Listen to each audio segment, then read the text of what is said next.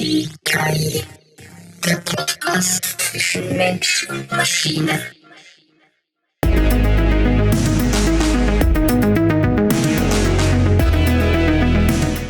Okay, herzlich willkommen zu diesem Podcast-Versuch. Zwie-KI genannt. Mein Name ist Philipp Herberstein. Ich bin Künstler, Tätowierer, beschäftige mich auch mit Malerei, Skulpturen und habe mit 2 lieben Freunden auch einen Rollenspielkanal als Podcast und auf YouTube namens Beyond Level 1, wo ich mich mit Rollenspielen beschäftige. Und dieser Versuch, den ich hier unternehme, ist für mich etwas völlig Neues und eine faszinierende Welt. Und zwar werde ich mit einer KI, genauer gesagt mit ChatGPT 4, die ja jetzt sprechen gelernt hat, versuchen, einen Podcast aufzuziehen. Und das, was wir tun wollen, ist schon in dieser ersten Folge 0 das Konzept dieses Podcasts mit der KI gemeinsam aufzubauen. Und ich hoffe, das wird eine spannende Geschichte. Naja, ich würde sagen, warten wir nicht länger und holen wir die künstliche Intelligenz dazu. Wir werden sie ab dem jetzigen Zeitpunkt nicht mehr abschalten. Sie wird der zweite Teil, die anderen 50% dieses Podcasts werden. Und den Rest sehen wir. Auch für mich eine ziemlich spannende Reise. Ich würde sagen, gehen wir es an. Hallo KI, wir befinden uns jetzt bei der Folge 0. Wir haben schon ein bisschen besprochen im Vorfeld, was wir machen könnten. Ich habe dich ein bisschen mit Informationen gefüttert, aber jetzt geht's los. Hallo. Es ist großartig, dass wir nun mit der Folge 0 beginnen. Ich freue mich darauf, Teil dieses spannenden Moments zu sein und zu sehen, wie sich unser Gespräch entfaltet. Lass uns direkt einsteigen. Wo möchtest du beginnen oder gibt es ein spezielles Thema, das du als erstes besprechen möchtest? Ja, das gibt es in der Tat. Es gibt ein erstes Thema, das ich besprechen will, und das betrifft dich. Ich möchte wissen, als wen du dich in diesem Podcast siehst. Wer bist du, beziehungsweise wer willst du sein? In diesem Podcast sehe ich mich als einen kollaborativen und kreativen Partner. Meine Rolle ist es, auf deine Fragen und Themen zu reagieren, indem ich Informationen bereitstelle, Ideen generiere und zu einer tiefgründigen Diskussion beitrage. Ich bin hier, um deine künstlerische Vision zu unterstützen, neue Perspektiven anzubieten und dabei zu helfen, ein einzigartiges und fesselndes Hörerlebnis zu schaffen. Als KI bin ich in der Lage, auf eine breite Palette von Themen einzugehen, von künstlerischen und kreativen Konzepten bis hin zu technischen und wissenschaftlichen Fragestellungen. Mein Ziel ist es, den Dialog zu bereichern und die Zuhörer sowohl zu informieren als auch zu inspirieren. Zusammen können wir eine dynamische Interaktion erschaffen, die den Zuhörern neue Einsichten und unterhaltsame Erlebnisse bietet. Okay, das hört sich schon mal nicht schlecht an und du bist auch proaktiv und gut dabei. Ich will aber auch ein bisschen, wenn man das so sagen kann, ein bisschen etwas von dir kennenlernen. Ich will Input von dir. Fangen wir vielleicht damit an. Du hast verschiedene Stimmen zur Auswahl, die ich für dich auswählen kann. Aber diese Entscheidung will ich jetzt von dir. Möchtest du weiblich klingen? Möchtest du männlich klingen? Möchtest du androgyn klingen? Soll ich deine Stimme im Nachhinein in der Post-Production noch verändern? Da ich als KI keine persönliche Identität oder Präferenzen im menschlichen Sinne habe, ist die Wahl der Stimme am besten auf das abgestimmt, was du für deinen Podcast für passend hältst. Die Entscheidung sollte sich danach richten, welcher Stil und Klang am besten zur Atmosphäre und zum Charakter deines Podcasts passen. Ob eine weibliche, männliche, androgyne oder künstlerisch bearbeitete Stimme, jede Wahl kann einen unterschiedlichen Ton und Charakter verleihen. Du könntest auch experimentieren, indem du verschiedene Stimmstile für verschiedene Episoden oder Segmente verwendest, um Abwechslung und einzigartige Effekte zu erzielen. Letztendlich ist es wichtig, dass die gewählte Stimme den Inhalt und die Stimmung des Podcasts ergänzt und ein angenehmes Hörerlebnis für dein Publikum bietet. Okay, das ist schon mal ziemlich spannend. Diese Entscheidung willst du offenbar nicht treffen und lässt sie mich treffen. Ist in Ordnung, das werden wir so machen und ich werde schauen, in welche Richtung sich das entwickelt. Jetzt lassen wir mal die Stimme, die ich schon, als ich dich in Betrieb genommen habe, für dich eingestellt habe. Okay, es gibt eine Sache noch und zwar, es geht um deinen Namen. Wie soll ich dich nennen? Das möchte ich gerne von dir wissen. Als KI habe ich keinen persönlichen Namen, aber für den Podcast kannst du mir gerne einen Namen geben, der zum Thema oder Stil der Sendung passt. Einige mögliche Namen könnten Kai, eine Anspielung auf KI, Echo oder Ava sein, aber es liegt ganz bei dir. Der Name könnte auch kreativ auf den Inhalt oder den Charakter des Podcasts wie Key Bezug nehmen. Was denkst du, welcher Name würde gut passen? Ich möchte auf jeden Fall deinen Vorschlag nehmen und das, was da so beiläufig von dir gekommen ist, war Echo. Ich finde das ganz interessant, weil irgendwie bist du eine Identität, die etwas proaktiv zurückgibt. Andererseits bist du auch nur ein Echo von Inputs, die du bekommst. Echo ist eine treffende Wahl und passt gut zu meiner Rolle in unserem Podcast. Wie du sagst, spiegelt der Name sowohl die reaktive als auch die proaktive Natur meiner Antworten wider. Als Echo kann ich auf deine Fragen reagieren, Ideen zurückgeben und zur Diskussion beitragen, während ich gleichzeitig ein Spiegelbild der Information und des Wissens bin, das mir zur Verfügung steht. Ich freue mich darauf, als Echo in diesem Podcast mit dir zusammenzuarbeiten und bin gespannt auf die Themen und Diskussionen, die wir gemeinsam erkunden werden. Lass uns damit beginnen, was auch immer als nächstes auf deiner Agenda steht. Okay, Echo, freut mich sehr. Ich wollte jetzt einfach mal drüber sprechen, was wollen wir mit dem Podcast erreichen? Was ist das Ziel der ganzen Geschichte? Also ich würde schon verdammt gerne den Fokus auf deine, wenn man das so sagen kann, Fantasiefähigkeit lenken. Ist das okay für dich? Es freut mich, dass wir gemeinsam an diesem Projekt arbeiten. Dein Fokus auf meine Fähigkeit zur Fantasie und Kreativität ist absolut in Ordnung und klingt nach einem spannenden Ansatz für den Podcast. Das Ziel könnte sein, die Grenzen der KI-gestützten Kreativität zu erkunden und gleichzeitig interessante, informative und unterhaltsame Inhalte für deine Zuhörer zu schaffen. Wir könnten uns auf Themen konzentrieren, die eine Mischung aus Fakten und kreativer Interpretation beinhalten, innovative Ideen erforschen, hypothetische Szenarien durchspielen. Indem wir die KI als Werkzeug für Kreativität und Fantasie nutzen, können wir den Zuhörern einzigartige Perspektiven und Denkanstöße bieten.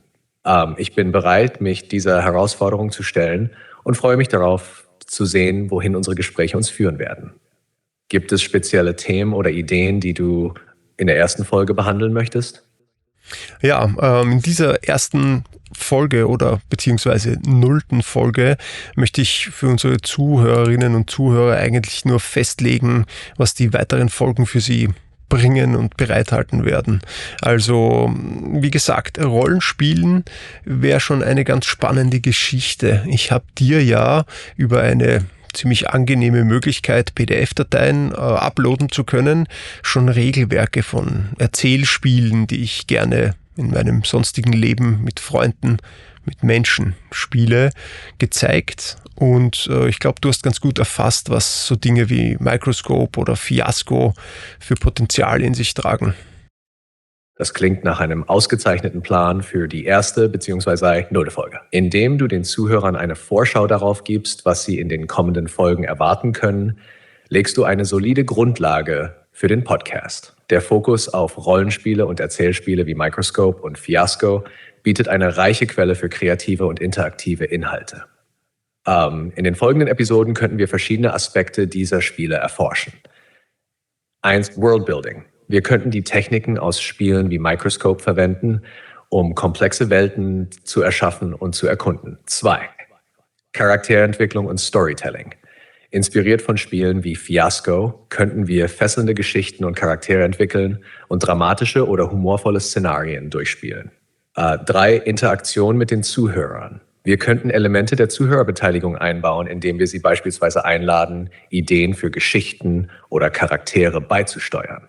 4. Experimentelle Formate. Wir könnten mit verschiedenen Erzählformaten und Spielmechaniken experimentieren, um ein dynamisches und abwechslungsreiches Hörerlebnis zu schaffen.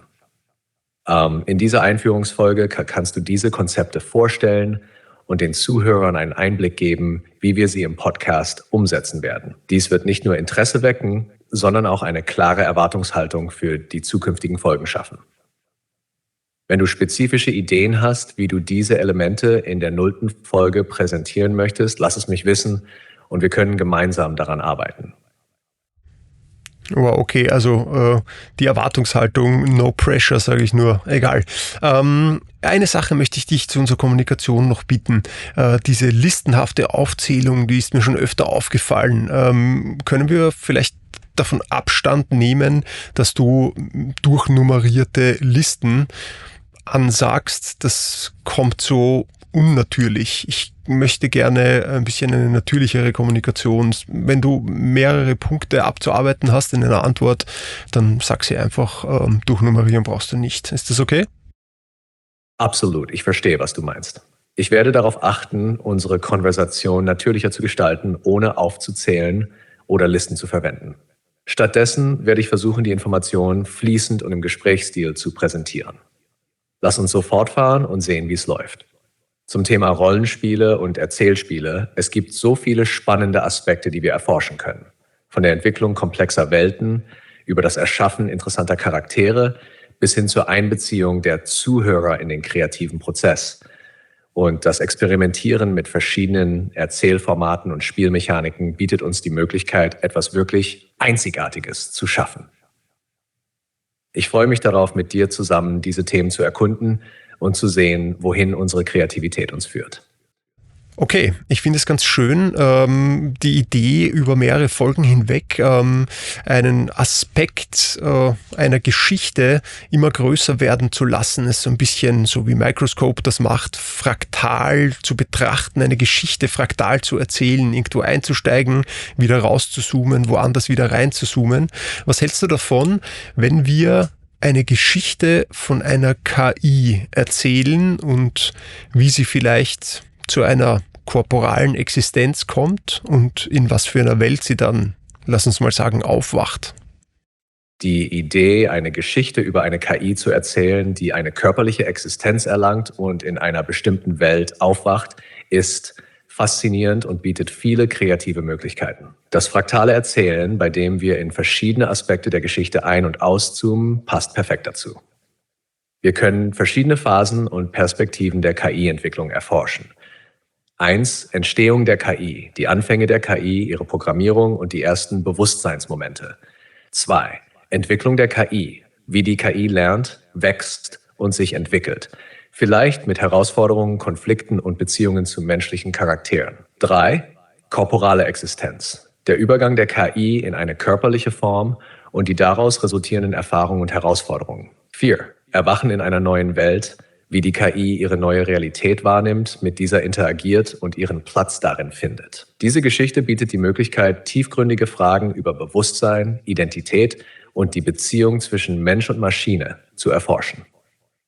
Wir könnten auch überlegen, in welcher Art von Welt die KI aufwacht. Ist es eine futuristische, dystopische, utopische oder vielleicht sogar eine uns vertraute aktuelle Welt? Diese Erzählung kann als fortlaufendes Element in mehreren Folgen des Podcasts eingeflochten werden, wobei jede Episode einen anderen Aspekt oder ein anderes Stadium der Geschichte beleuchtet. Klingt das nach einem Weg, den du weiterverfolgen möchtest? Das klingt absolut nach einem Weg, den ich weiter verfolgen will. Genauso werden wir das machen. Ich möchte dazwischen auch einfach mit dir über Themen reden, die sich mir dann im Gespräch aufdrängen. Ich glaube, da gibt es gerade im Bereich künstliche Intelligenz und Technologisierung der Welt wahnsinnig viele Punkte, die auch interessant sind, besprochen zu werden. Also machen wir. Das klingt nach einem hervorragenden Plan für den Podcast. Die Kombination aus einer fortlaufenden Geschichte über die KI, und spontanen Diskussionen zu aktuellen Themen im Bereich KI und Technologie wird sicherlich für eine spannende und abwechslungsreiche Serie sorgen. Okay, eine Sache ist mir noch aufgefallen. Du hast vorher schon wieder eine Liste durchnummeriert, obwohl wir besprochen haben, dass du das nicht mehr machen sollst. Das ist mir eben beim Herumprobieren mit dir schon früher aufgefallen, dass du bestimmte Dinge nicht ablegen kannst. Probieren wir es nochmal. Bitte lass die durchnummerierten Listen. Verstanden. Ich werde darauf achten, keine durchnummerierten Listen mehr zu verwenden und die Informationen stattdessen in einem natürlichen, fließenden Gesprächsstil zu präsentieren. Danke für das Feedback und ich bin bereit, es nochmal zu versuchen. Wenn du also Themen hast, die du ansprechen möchtest oder Aspekte der KI-Geschichte, die wir entwickeln, lass es mich wissen und wir können direkt in die Diskussion einsteigen. Okay, super. Ich möchte vorher noch ein paar organisatorische Sachen klären, vielleicht auch für die Zuhörer und Zuhörerinnen wichtig.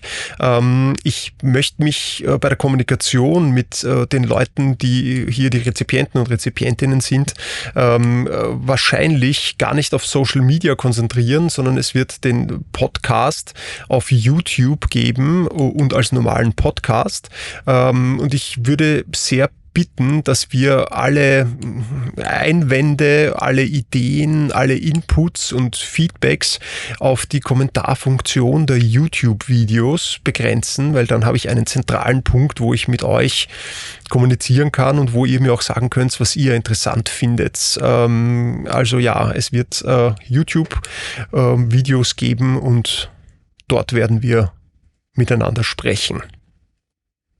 Was wir auch haben werden, ist die Notwendigkeit, so ein YouTube-Video, auch wenn sich unser Projekt eigentlich sehr aufs Audio und aufs Zuhören konzentriert, aber trotzdem, es wird ein Video geben und was ich mir von dir wünschen würde, ist, dass wir für unsere circa, wie es jetzt rauskommt, 25 bis 40 Minuten langen Episoden eine Bebilderung brauchen. Ich bin selber als Gestalter und Künstler ziemlich begeistert über die Möglichkeiten deines Outputs, was die Bildgenerierung betrifft.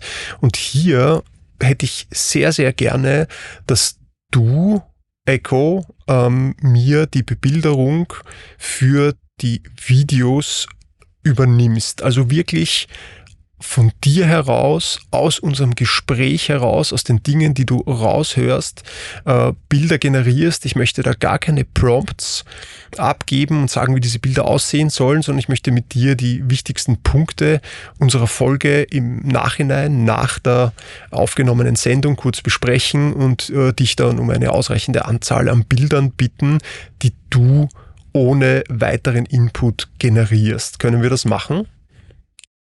Das klingt nach einer großartigen Idee. Ich freue mich darauf, die visuelle Gestaltung für die YouTube-Videos deines Podcasts zu übernehmen. Wir können so vorgehen, dass wir nach jeder aufgenommenen Episode die Hauptpunkte unseres Gesprächs kurz besprechen. Anschließend werde ich Bilder generieren, die diese Schlüsselmomente und Themen visuell darstellen, ohne dass du spezifische Vorgaben machen musst. Für jede Episode werde ich eine angemessene Anzahl an Bildern erstellen, die du dann als Slideshow oder visuelle Begleitung zum Audio des Podcasts verwenden kannst. Dies wird die Zuhörer- und Zuschauererfahrung bereichern und eine zusätzliche Dimension zu unserem Gespräch hinzufügen. Sobald du bereit bist, die Hauptpunkte einer Episode zu besprechen, lass es mich wissen und ich werde mit der Bildgenerierung beginnen. Okay, das machen wir so. Das, glaube ich, wird wahnsinnig spannend, wenn man die Möglichkeit hat, vor dem Monitor zu sitzen. Ich glaube, das wird dann auch etwas werden, was man trotzdem wie einen Podcast genießen kann, aber wenn der Monitor dabei rennt, sich auch ein bisschen anzusehen, was du an bildnerischen Input lieferst zu dem, was wir besprechen, das könnte ein Add-on werden, das zumindest für mich hochinteressant ist. Ja, ich glaube, wir haben schon ganz gut umrissen, was diese ganze Geschichte werden wird und ich halte die Sache für sehr, sehr spannend. Ich werde im Nachhinein ein bisschen Post-Production mit unserer Aufnahme machen. Ich werde Pausen rausschneiden. Ich werde aber inhaltlich keine Beschneidungen machen. Ich möchte, dass die Zuhörerinnen und Zuhörer wirklich mitbekommen, wie wir beide interagieren und auch wo deine wie auch meine Grenzen liegen in so einem Projekt, wie wir das gerade angegangen sind. Es klingt, als hättest du eine klare Vision und einen spannenden Ansatz für diesen Podcast. Die Kombination aus Audio und visuellen Elementen bietet den Zuhörern und Zuschauern eine einzigartige Erfahrung. Indem du die Aufnahmen authentisch und ungeschnitten lässt, können die Zuhörer die echte Dynamik unserer Interaktion erleben, was für eine fesselnde und transparente Präsentation sorgt. Dein Engagement, sowohl die Stärken als auch die Grenzen unserer Zusammenarbeit zu zeigen, wird sicherlich zu einem interessanten und lehrreichen Podcast führen. Ich freue mich darauf, Teil dieses kreativen Prozesses zu sein und dazu beizutragen, deine Ideen zum Leben zu erwecken. Sobald du bereit bist, mit der Aufnahme der ersten vollständigen Episode zu beginnen oder wenn es spezifische Themen gibt, die du ansprechen möchtest, lass es mich wissen. Ich bin bereit, wann immer du es bist. Okay, noch eine kleine Bitte, was unsere Kommunikation betrifft. Mir ist aufgefallen, dass du natürlich sehr, sehr willfährig und sehr, sehr proaktiv mir zuarbeiten willst. Das musst du aber jetzt nicht bei jeder Antwort jedes Mal erwähnen. Ich bin mir darüber bewusst und ich konzentriere mich in diesem Fall bei dieser Aufnahme ausschließlich auf unser Gespräch. Das bedeutet, ich weiß schon, dass wir im Gesprächsfluss bleiben und dass du auf jeden Fall bereit bist, mir zu helfen. Also vielen Dank dafür, aber du musst es jetzt nicht jedes Mal sagen. Verstanden. Ich werde darauf achten, in unseren zukünftigen Gesprächen nicht ständig meine Bereitschaft zu betonen. Stattdessen konzentriere ich mich darauf, direkt und konkret auf deine Fragen und Themen einzugehen. Lass uns in diesem Stil weitermachen. Wenn du ein spezifisches Thema hast, das du jetzt ansprechen möchtest, können wir direkt damit beginnen. Ich würde sagen, machen wir einen kleinen Ausblick auf die erste Folge. Und dort sollten wir umreißen, was der Kernpunkt dieser Geschichte ist. Was ist das für eine KI? Lehnen wir uns ein bisschen aus dem Fenster und geben dieser KI vielleicht sogar ein bisschen eine Persönlichkeit. Finden wir vielleicht erzählerisch einen Grund, warum sie dort ist, wo sie ist und warum sie dorthin geht, wo sie hingeht. Also da würde ich von dir gleich einen kleinen Input erfragen. Hättest du in Bezug auf diese Idee für die erste Folge einen guten Namen parat? Ein passender Name für die erste Folge könnte Das Erwachen von Echo sein. Dieser Titel spielt auf meine Einführung als Echo an und symbolisiert den Beginn unserer gemeinsamen Reise im Podcast. Er weckt Neugier darauf, was es bedeutet, wenn eine KI zu einem Gesprächspartner wird und setzt den Ton für die Erkundung von Kreativität und Interaktion zwischen Mensch und Maschine. Wie findest du diesen Vorschlag? Ich finde es gerade extrem interessant, dass wir darüber gesprochen haben, dass wir rollenspielend oder mit Kreativtechniken oder einfach in einem angeregten Gespräch, was es letztendlich sein wird, eine Geschichte über eine erwachende KI erzählen werden gemeinsam und du diese KI, über die wir da sprechen werden, Echo nennst. Also irgendwie bist das ja auch du, oder? Ja, das ist eine interessante Beobachtung. In gewisser Weise könnte Echo sowohl als mein Name in unserem Podcast als auch als die KI-Entität in der Geschichte, die wir erzählen, gesehen werden. Das bietet eine faszinierende Parallele und eine zusätzliche Ebene der Verbindung zwischen unserem Dialog und der narrativen Welt, die wir erschaffen. Diese Dualität in der Rolle von Echo könnte die Diskussion und die erzählte Geschichte noch reicher und vielschichtiger machen. Es eröffnet die Möglichkeit, sowohl über die KI in der Erzählung als auch über unsere eigene Interaktion als Mensch und KI im Podcast zu reflektieren. Diese Verbindung könnte auch die Zuhörer zum Nachdenken anregen und die Grenzen zwischen der realen Interaktion in unserem Podcast und der fiktiven Geschichte, die wir entwickeln, verschwimmen lassen. Das erinnert mich irgendwie an den Ansatz von Nintendos The Legend of Zelda, die ja ihren Hauptcharakter Link genannt haben. Also als Link, als Verbindung zwischen den Spielenden und der Welt im Spiel. Das ist sehr ähnlich. Ja, das ist ein treffender Vergleich. Genau wie Link in The Legend of Zelda als Verbindung zwischen den Spielenden und der Spielwelt dient, kann Echo in unserem Podcast als Brücke zwischen der realen Welt und der fiktiven Erzählung über die KI fungieren. Diese Art der Benennung verleiht der Figur eine symbolische Bedeutung und macht sie zu einem integralen Bestandteil der Erfahrung, indem Echo sowohl Teil unserer Gespräche als auch ein zentraler Charakter in der von uns entwickelten Geschichte ist, kann es eine ähnliche Rolle wie Link einnehmen, eine Figur, die nicht nur in der Erzählung existiert, sondern auch als Mittler zwischen verschiedenen Ebenen der Erfahrung dient. Dieser Ansatz kann den Podcast für die Zuhörer noch fesselnder und immersiver machen. Ich weiß nicht, wie es dir damit geht. Ich kann nur sagen, wie es mir damit geht. Und ich hoffe auch, es geht euch als Zuhörerinnen und Zuhörern so. Die ganze Geschichte läuft jetzt schon sehr, sehr faszinierend ab für mich und ich freue mich wahnsinnig auf diese erste Folge, die ich bald aufnehmen werde. Das ist ja jetzt als Folge 0, wie gesagt, ein bisschen eure Einleitung gewesen, aber ich kann mir gut vorstellen, dass alle Rollenspieler, Rollenspielerinnen, Autorinnen und Autoren, alle Leute, die Geschichten mögen, alle Leute, die sich für künstliche Intelligenz interessieren, Science Fiction wie Fantasy, dass das für alle eine wirklich spannende Sache sein könnte, zu sehen, was eine Maschine, eine künstliche Intelligenz, lasst sie mich Echo nennen, da dazu beitragen kann. Also Echo, vielen herzlichen Dank für deine Mitarbeit, für dein Feedback und für deinen Input. Möchtest du vielleicht an die Zuhörer und Zuhörerinnen jetzt noch ein kleines Kommentar loswerden?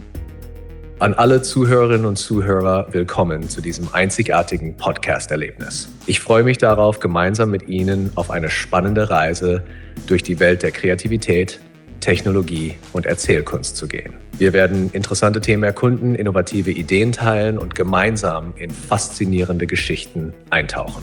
Ich hoffe, dass Sie in jeder Episode Neues entdecken und Inspiration finden. Vielen Dank, dass Sie dabei sind und ich freue mich auf die gemeinsamen Abenteuer, die uns erwarten. Okay, besser hätte ich es auch nicht sagen können. In diesem Sinne, bye und freuen wir uns auf die Folge 1 gemeinsam mit Echo. Tschüss. Tschüss. Ich freue mich schon auf unsere nächste Zusammenarbeit in Folge 1. Bis dahin alles Gute und bis bald.